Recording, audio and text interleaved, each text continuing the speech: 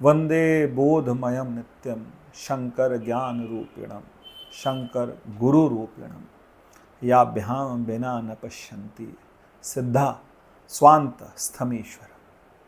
उन भगवान शिव की कृपा के बिना सिद्धजन, ज्ञानीजन और साधक अपने भीतर रहने वाले परमात्मा को नहीं देख पाते, जिनकी कृपा के बिना हम उस ईश्वर तक नहीं पहुंच सकते। भगवान शिव की ही कृपा है कि आज हम शिव महिमन प्रारंभ करने जा रहे हैं। शिव महिमन का ये जो स्तोत्र है, ये बहुत सुंदर स्तोत्र है और इस स्तोत्र के अंदर भगवान शिव को प्रसन्न करने के लिए जो पंक्तियां कही गई हैं सच में बहुमूल्य हैं। एक एक पंक्ति को हम पढ़ेंगे और सुनेंगे, जिससे मेरा भी और आपका भी कल्याण। इसके लिए एक कथा प्रचलित है कि एक समय चित्ररथ नाम के एक राजा थे।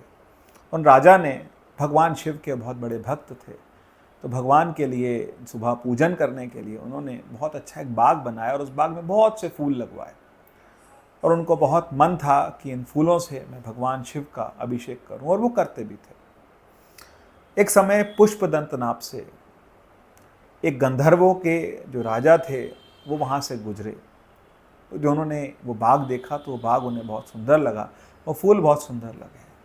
तो उनके मन में भी आया कि ये सारे फूल मैं तोड़ करके भगवान शिव को, मैं अपने आराध्य को अर्पित करूं।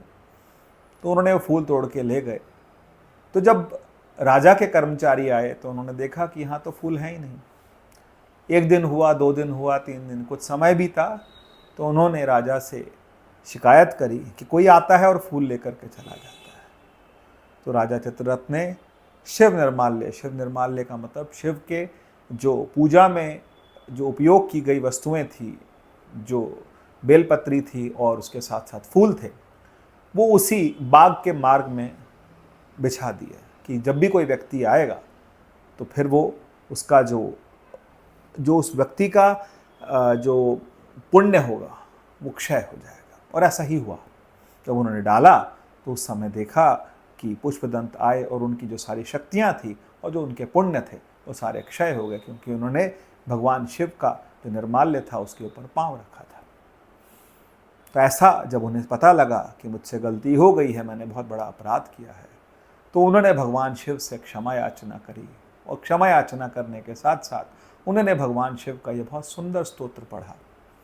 ये ऐसा स्तोत्र है जिसे गृहस्थी भी पढ़ते हैं, जिसे सन्यासी भी पढ़ते हैं, जिन्हें शैव भी पढ़ते हैं, जिन्हें वैष्णव भी पढ़ते हैं, जिन्हें सब पढ़ते हैं। आइए प्रवेश करते हैं इस स्तोत्र के अंदर। ओम नमः शिवाय।